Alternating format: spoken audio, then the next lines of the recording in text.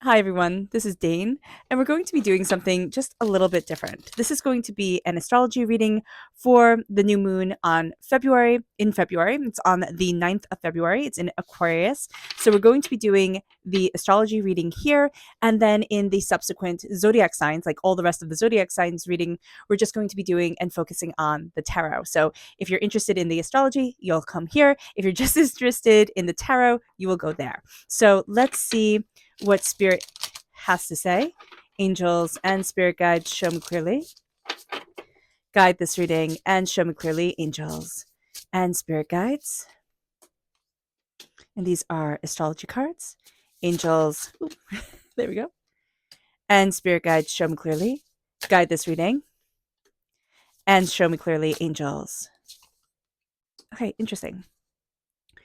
So we have square, we have the fourth house, we have the second house, we have Gemini, and we have the seventh house. So this is the astrology that has come up, and we'll get into this in just a moment. Let's see what spirit has to say. Angels and spirit guides, show me clearly. Oh, guys, don't forget to like, comment, and subscribe. It helps me out tremendously. It gets me seen by the YouTube algorithm, which is kind of tiffed at me right now for having to take that time off to take care of sick family members. So thank you guys so very much. You are absolutely amazing. It means the world to me. And if you are interested in entering to win a free reading, put a heart in the comment box below. A person will be chosen at random and announced in a separate video on the 1st of March. So don't be scammed by anybody, okay, contacting you in the comment box. It will not be me. And if you are interested in purchasing a private reading, check out my website, daneharttarot.com, private reading, private personalized meditation, or healing. There are also mini readings, which are a limited time deal that's up there now. So if you're interested in that, check that out because I know a lot of people have been requesting. So let's see what Spirit has to say. Angels and Spirit guides, show me clearly. Guide this reading and show me clearly. Okay. We have Luminous and Hope, and that makes a lot of sense for this reading and for this time, astrologically speaking. There's a lot of hope that's coming forward for us. And this moon is going to be luminous, even though it is dark, right? It's a new moon. There is no moon. And we're going to be seeing here that what's going to happen is during this moon and during this time, we're going to be looking at our hope in ourselves more and more. We're going to be coming into alignment with us in a way that we just haven't. So that's going to be a very big thing, and that's going to be a game changer. So let's see what our chakra energy is. Angels and spirit guides, show me clearly. Guide this reading and show me clearly. Now, this is holistic health. Now, this is one of my favorite cards. This is the root chakra. Holistic health is saying, hey, listen to your body. It's going to be important. It's important to start listening to ourselves. It's important to start stepping into our bodies and saying, okay, what am I feeding myself? How am I taking care of myself? How am I sleeping? What stresses am I under? And really start connecting with our bodies, because a lot of times we disconnect. We scroll on our phones, we just disconnect, and we forget that we need to take care of ourselves. So especially if we're taking care of everybody else, stepping into our bodies and saying I matter is a huge thing. Holistic health, also connecting through meditations, through chanting, through healings, that's going to be a very important thing. Touch is also super important. So we can see, like, if you get a massage, and if you can't, you could just like rub up and down your arm. I know that sounds really weird, but this helps with stress. And I forget where it activates. I want to say the vagus nerve, but I'm not sure if that's correct at all. But it helps lower your cortisol levels. So just by doing this, which seems really weird, but you can just and like rub your arm, like kind of like you're cold type of thing, and it'll help calm you. It'll help soothe you. So just stepping into our bodies and stepping into ourselves and saying I matter, that's huge. That's absolutely huge. And we're going to see this during this time, that we need to show up for us. Now it moves us to the energy we need to be mindful of for this new moon. Angels and spirit guides, show me clearly. Guide this reading and show me clearly. We have rebirth and we have the 10 of swords. Both of these are reverse. We're going to have a new way of seeing things. This makes sense since Gemini energy did come up. Gemini is linked to Mercury. Mercury is all about connection and words. So here with the 10 of swords, we're going to be taking in what people say very, very seriously. We're going to need to learn how to let it go. And it's not going to be the easiest thing for us. But it's like, we have to acknowledge, I heard you, But, too many cooks spoil the pot. This is your life. You get to move forward in your energy. Listen to the people who love you. Listen to the people who have your best interests at heart. And if you're saying, Dane, I don't have that in my life, then step into your energetic self. Step into your connection with spirit. Step into your connection with your angels, with your spirit guides, with your connection to the divine, however that manifests in your life, and start listening. Start listening to your heart, your soul, yourself, because we listen to everybody else on the outside. And sure, they might be doing what's right for them, but what's right for them is not always right for us. So it's saying here, listen, because you're going to be releasing. You're going to be releasing a lot of the negativity, hurt, pain, disappointments, things that have gone into your head and have tried to stop you. And now you're going to see, no, I'm more than that. I'm not stoppable. Like I'm not going to be stopped. I am fierce and I am powerful. And we're going to be a little resistant to the rebirth that's coming. That's okay. It's going to be coming anyway. But just knowing that, just like birth, right? It's not the easiest thing to go through at all, but it is so worth it. And we're going to see that for ourselves. We're birthing our consciousness forward. And that is going to be really important in holding sacred space for ourselves, even though it sounds silly, like, oh, I hold sacred space for me. And people make fun of it, but it's really beautiful to just say, I am connecting with me and I'm connecting in quiet. I'm connecting in grace. I'm connecting in love. That's a beautiful thing. And just slowing down our world and connecting with ourselves. That is truly, truly powerful. So let's talk about this moon. Now let's read everything that we have over here. These are the astrology cards. Now this is my first time using them in a reading, so do bear with me. And yeah, I hope they resonate well. Let me know what you think of them. So we have square. It says a challenging situation and a mountain to climb. And this is reversed. So we're going to see that we don't think we can do it. We're crowned with an energy of I don't think I can. I don't think I can move forward. I don't think I can get to where I want to be. I don't know. And we can find ourselves saying that a lot, like, I don't know. I don't know what's going on. Like, I don't know who put me in charge of this existence. Like, I need somebody to guide me.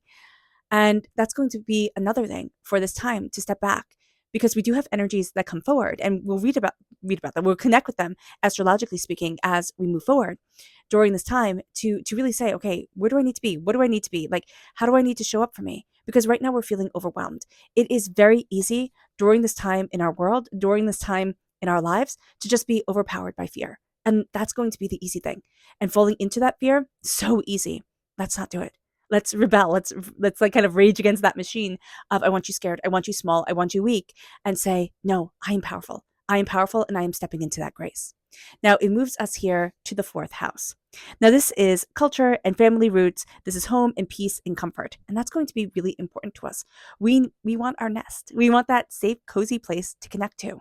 And we want to make it beautiful. We are going to find that we feel drawn to the cozy. We feel drawn to the home. We feel drawn to people that make us feel cozy. That's going to be a sort of thing that our heart is longing for. So embracing that and not saying, oh no, that's just so silly. And saying, no, this matters to me. We're going to be a little bit more of a house bug during this time, and that's okay. We're going to be embracing our heart and what we love and who we are. And it moves us then to the 2nd house reversed. And this is physical security. This is possession. This is material value and self-worth. And this is reversed.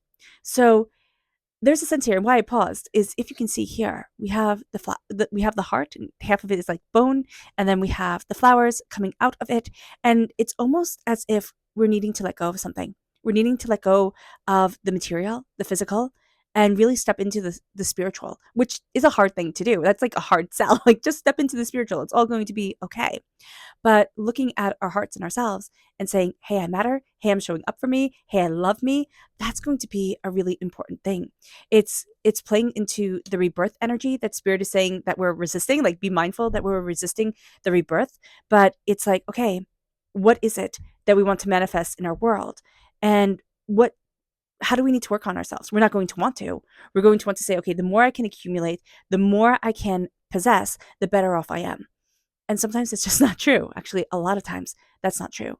There are very basic things that we need. And we can find that people who have so much, we look at things and we're like, whoa, you have so much. And they're still striving. They're still seeking more. And then we can look at people who really don't have much at all. And there's a peace. Now, that's not always the case, right? This is a vast generalization. But it's kind of being happy with where we are. And that's going to be a really important thing. We're going to see that as a bit of a challenge. Now we have Gemini energy here showing up. So if you are a Gemini, this is going to be a very powerful time for us. Now, it it is going to be good. Now, if you have Gemini in your chart, Gemini in your life, very powerful energy showing up. Okay, Geminis stepping into themselves during this new moon. Is it necessarily always going to be positive? No. Sometimes really positive things show up and yet you get put through the fire. So do be mindful about this as well. This is curiosity, this is intellect, and this is networking. We're going to see that we're insanely curious, that we are reaching out to people, that we are, we're smart, like we're clever, we're using our words, we're connecting with things. Mercury rules Gemini. So the energy of Mercury, especially during this astrological reading, is going to have a prominence to it. And then we have the 7th house. And I like the two birds right there. I think these are very, very pretty cards. This is profound relationships, and this is intimacy and romantic partnerships. So we can find that we're kind of looking for the one. We're looking for, now what's this? I can't remember. Gosh, I just picked it up. No, it was reversed, right? Oh, please let me know if I get this wrong. So I think this was reversed. And but we're going to find, no, Spirit is saying we're going to find our personal relationships to be super important here. So just be mindful about this as well. But we can find that we step into a bit of challenges. Like we're going to be tested during this time. We're going to find things to be a little bit confusing or a little bit overwhelming, or, we're going to be seeking out that partner and thinking, oh my gosh, it's never going to happen. Or we have our partner and we're thinking, this isn't the relationship that I wanted. What's going on here? So showing ourselves some grace and really focusing on love is going to be really important, because it's going to be so easy. It's just going to be so easy to fall into the fear and chaos of this time. Astrologically speaking, personally speaking, to fall into the chaos is just going to be, we can do it like that. Everybody in this world can do it like that. With everything that's going on in the world, falling into the chaos, the hurt, the pain, it's just going to be so easy. Now, if you want to dive really deep into the astrology of this all, check out Pam Gregory's site here on YouTube. I have her linked in the description box below. Now, this new moon is at 20 degrees, 40 minutes of Aquarius. Now, we have a whole bunch of planets in Aquarius. We have the sun, we have the moon. Of course, it's the new moon. They're always together. We have Mercury, Pluto in Aquarius. And Aquarius is a fixed sign. So Mercury rules Gemini, that way of expressing ourselves. We find that fixed signs, they're very determined. It's very stubborn energy. It gets things done, but we can be a little bit too rigid. So do be mindful during this time. We might not be the best listeners as much as we want to be, as much as we think we are. And everybody's going to think, oh, fantastic listener. That's what I am. We're not really going to be. So just be mindful about this. Jupiter and Uranus are in Taurus, also a fixed sign here. So being aware of this, being aware of Jupiter energy linked with the earth. Remember, Jupiter is Zeus in Greek mythology, and Uranus linked with change, also linked to the earth. So we're going to see a lot of power in our earth energy, but also a lot of change moving us forward. Now, Uranus, who is the ruler of Aquarius, is tightly squared the sun and the moon at 20 degrees of Aquarius. Now, this brings issues of trust. This brings shock and surprise that come to life, like things that have kind of shaken our foundation. We can see them being from the past, but also from the present coming forward. So just be aware about this. This is also very rebellious energy, revolution energy coming forward. There's volatility with the earth, with our solar activities. So just knowing that, yes, a lot of change is coming forward. We're going to be affected by solar flares, by the way the earth is moving more than we think we are. We think that we are above all these things as human beings, maybe not us as a collective here, but humankind in general kind of thinks, okay, this doesn't affect me. I'm not, a silly animal, but we are. So if we look at ourselves and say, you know what, some things will affect me that I just do not understand, and then meet that with grace and humility, that's super, super, super important. We can also see, because Jupiter rules does it rule solar activity? It's connected with solar activity and cyber attacks. So Jupiter really rules electronic power. So that's where it is also linked with solar activities and the internet. So just be mindful about this for the next 2 years with Uranus in Taurus. Did I say Jupiter? I think I said Jupiter, right? So Uranus rules electrical power and the internet. So for the next 2 years with Uranus in Taurus, there's going to be instability around these areas, or intensity. It doesn't necessarily have to be unstable. It can just be intense. So do be mindful about this. Pluto is in the last few degrees of Capricorn, which has things breaking down and being rebuilt. So this brings great ability for manifestation. So as things are breaking down, as Pluto is leaving Capricorn and then coming into the age of Aquarius, which it will be in Aquarius for a lot of our lifetimes, for, well, for a long period of time, right? Next 20 years, we're going to see that there's a greater ability for manifestation during this time. And it's because like things are falling apart in certain ways. And so it's like, okay, I can rebuild now. I can have things come forward. So we need to be very mindful of living in joy, of living in peace, of resisting the hate and fear that's around us as things are falling. We want things to be super structured and super stable. And that's the Capricorn energy coming through, ruled by Saturn. It's like, no, I want these rules. I want the structure. I need it to be just like this. And yet we're going to see that we need to be more flexible in our thinking and more flexible in our spirit. Now, the Buddhist author, Paul Levi, says that our focus is our act of creation itself. So whatever we are focused on, whether we're mindful of it or not mindful of it, is the act of creation itself. So we need to be conscious of where our unconscious is going. So when our mind is wandering, does it lead us down a dark, scary place? Like, do we not like to be alone with our thoughts? Or are we okay? Like, are things okay? So be mindful about this, because we could be thinking, oh, this is just silliness. It's not. It's our planetary alignment. It's the pull on our hearts during this time. So if we start to show ourselves grace and kindness, that's going to be just a really uplifting thing for us, because Pluto moves into Aquarius. And this is the great destroyer. This is the great transformer. It's at 0 degrees Aquarius now. And so Pluto is in an extreme quincus with the dwarf planet Chaos. And in the myth of Chaos, we have, now, Chaos was the overseer of the ripping apart of heaven and earth in order to reunite them. And that's what we're going to be seeing in our life. And that's what we're seeing right now. We're living through it. The ripping apart of heaven and earth to reunite it. And we're going to see ourselves stepping into a place that we never knew we needed to be. There's also an extreme link with the sacred feminine during this time. We have Sirius. Okay, Ceres, which is a very large asteroid, is at 0 degrees of Capricorn. Now, Ceres is the Roman name for the Greek goddess Demeter. Now, Demeter is the mother of Persephone. I believe it is pronounced, and I do apologize because I've just read it, not heard it, Persephone in Rome, in Roman mythology. So Persephone was stolen by Pluto, right? Hades, brought into the underworld, ate a seed of pomegranate, had to stay there forever, because if you eat anything in the underworld, that's it, you're done. And her mother found out that she had eaten a pomegranate seed. And that was it. She started winter. She was like, nope. Demeter is the goddess of agriculture, fertility, grain, motherly relationships. So we have this powerhouse of Demeter, who used to be a much more prominent god, a much more prominent goddess, coming forward. And she's like, that's it, winter. You don't bring back my daughter. We will stay in winter forever. And, Pluto was like, yeah, sure. Okay. And she had to go to Zeus. Zeus in Roman mythology, in Greek mythology, is Jupiter. So in Greek mythology, Zeus is Zeus. And in Roman mythology, Zeus is Jupiter. And so she went to Jupiter for help. And she said, listen, bring my daughter back, or else I will lay the earth barren. And so he brought her daughter back. But the terms and agreement were, okay, she has to spend 6 months, in Hades with Hades. And she has to then come back and be with her mother for the other 6 months.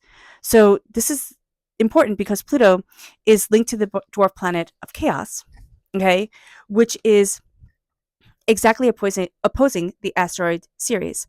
So we're going to see that in April, 2 very important planets come into play in conjunction in Taurus. But what we're seeing now is this link with Taurus and the Earth, with agriculture, with Jupiter in Uranus bringing huge change. And we're going to see that there's huge change around agriculture. There's huge change around the way that we're seeing our Earth and ourselves, the way we're seeing ourselves in conjunction with this Earth. And there's just power here. But there's also that sense of a mother putting her foot down and saying, enough is really quite enough. I let this get so far out of hand, but no more, you know? And that's going to be the energy that we see here. We're reconnecting with the earth, and it can be Earth herself, saying this, but it can be that sacred feminine energy within each and every one of us saying this. So just be mindful about this because it's bringing big change and it's going to lead us forward in in change. So Mercury is 7 degrees of Aquarius, and this is squared Jupiter at 8 degrees of Taurus. And this is very positive and very big thinking for all things, especially around agriculture, around money. We're going to see things moving forward. We're also going to really start to look at what's important to me. Where do I need to be? What is home? And isn't this earth our home? So that's going to be a very big player. Now, Jupiter is in a wide square with Pluto. And this is making things bigger, blowing things up, like making things huge. And this is around truth. So we're going to see the truth being very, very important. Now, of course, the truth can be relative. What do you want to see as the truth? Everything like that. So we can see this little bit of battle over, or a big battle over what the truth is. But it's like if we take our holding on to the material and we release it and we say, what is home? Our relationships, making those forefront in our importance and letting go of our fear of change and our sense of, I can't climb this mountain. We're going to start to find ourselves. But it's almost like we have to let go of the ego, which is not something that's easy to do, or that we're going to think, oh yeah, that's a really good idea. We're going to be a little bit resistant to this. So do be mindful about this. Mercury and Pluto are in Aquarius. So this brings a lot of truth forward. Again, we're really focusing on the truth. We're focusing on what needs to be seen, how things need to move forward. And it can be that people have little bits of the truth that we need to start listening to each other about. Oh, they have a little bit of truth here, a little bit of truth here. But if we take out the anger and we start listening, we'll be surprised at what comes forward. Now, Caraclaw. Caraclaw is the wife of Chiron. She is at 13 degrees, 44 minutes of Aquarius. And Caraclaw, in myth, she helped heal Chiron and is really seen as a symbol of a silent healer, a protector. And we are going to see that this energy comes forward. She is also known as the soul's midwife. She is very present in the soul's awakening. And so this energy is very powerful throughout all of 2024. Her energy is like, I'm right here with you. And we tend to forget that. So this is a silent healer that is right here with us in this time of awakening, in this time of questing, and then even this time of fear. We're not alone. Now, Venus is trine Uranus, which brings forward new ideas.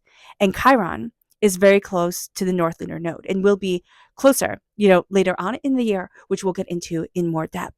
And this is about 16, 18 degrees of Aries. And this makes us very aware of our wounds. So we're very sensitive. We can be very sensitive around our original wound. Chiron is known as the wounded healer. He is also the wounded warrior. He is also known, where your Chiron is in your chart is also known as your original wound. So what do you need to heal? What is it that we need to kind of hold in a space of grace and be kinder and gentler with? And we're going to see that it's going to be around that energy that we have had to heal our whole entire lives, and everything is built off of. So with this energy coming closer and we become very aware of our wounds, we're going to become more sensitive. We can become more kind of reactionary with things. And so we have to hold grace for ourselves and know that the whole world is going through this. So being kinder to ourselves, being gentler to ourselves, being aware is going to be a very, very, very important thing. This is a time where we want to fight. We do. It's going to be so easy. It will be so easy just to say, fisticuffs, that's it. Let's have a good brawl. Is it going to do anything? Absolutely not. It's going to make everything worse, but it's going to be the low-hanging fruit, the easy energy to connect with, to step back and to release our pain. To say, I release all fear from my body, mind, and spirit, and go deep into that in meditation, in healing, in connection. That's going to be the challenge. And we could do a meditation on that. Let me know if you guys want it. But we can find that this is a time where we need to connect. That's why this is luminous in hope. This moon is luminous in hope because it brings forward our fears and our doubts. But we say, but there is always tomorrow. And we can heal, we can connect. And that's a sacredly important thing. And we're going to see that being a very powerful thing for us during this new moon. So let's see what Spirit has to say. for our subconscious, and this is nature. We have to connect with our nature. We're not going to want to. This is reverse. We are almost losing touch with nature itself, but also our own personal nature and being what everybody else wants us to be. And Spirit's like, nope, show up for you. That's going to be important. Embrace your nature. It moves us to our chakra energy, which is flexibility, our sacral chakra. Now, this could be physically working on our flexibility, like make sure we can move our body. That's important. But our sacral chakra is where our sensual energy is held. It's also where our creative energy is held. And we can have a rigidity to that. We can be like, nope, it has to be like this, and it has to be like that, and I can only create this way, and I can only love this way, and it only needs to be like this. And Spirit is saying, be flexible. Be flexible. Open up your heart. Open up yourself to say, what does Spirit want to create through me? You know, how do I just embrace love? And how do I just live in love? And how do I let that move me forward? We're going to be surprised at where it takes us. We're going to be surprised at how it opens the doors. But we first have to realize that there's a rigidity around our sacral chakra and just focusing on the orange energy. Like, do you feel repulsed by the orange energy? When you just think of the color orange, or you're like, ooh, no, don't like it. I mean, I'm not really a big fan of orange. I don't look very good in it. But then again, I do wear that orange fleece. So I can just contradict myself. But there is the sense here of, what do you think of the color orange when you first start to meditate on it, think about it, and let it run through your body. And then, embracing more of a connection, and then embracing the flexibility, and let your body move. Let your body move, let yourself be flexible, and see where it takes you. See how the doors are opening. Our subconscious energy to be mindful of is the Ace of Wands reversed. God, Source, Spirit, however you see the divine, the universe is handing us a gift of passion, of creativity, of fire, of determination. Are we taking it now? No, we're not. Actually, we're really kind of afraid of how we're going to move forward creatively, how we're going to open up our passion. Where is it that we want to be? How is it that we want to be? What is it that we're looking for? So just being aware of this is going to be super helpful during this time. And just knowing that we give ourselves permission to shine, and saying that to ourselves, I give myself permission to shine, is going to be a game changer. It leads us then to our subconscious. I love that. The moon, our subconscious astrological energy. And it is the moon, which it says, satisfy emotional needs, nurture self and others. And that's what's coming forward subconsciously. That's the moon is driving us to do. It's like, hey, listen, I'm showing up for you. I need you to show up for yourself. I need you to connect. I need you to satisfy your emotional needs and nurture yourself and others. And do both. Nurture yourself and nurture others. We can fall into the category that does one really well or the other. And Spirit is saying, no, do both. Do both. Show up for you. It's important. It's important even though we don't think it is. Okay. All right, guys, let me know how you like this reading. Let me know what you thought of everything here. Be kind, but be honest. Okay. I love you all. Let's end this reading with a meditation, a clearing away of negative energy, a raising of our positive energy as we embrace the power, intensity, and beauty of this time and of ourselves. So take a nice deep breath in, exhaling whenever it feels comfortable for you, and know that this meditation and healing will be accompanied by a loud sound. So again, take a nice deep breath in, exhaling whenever it feels comfortable for you.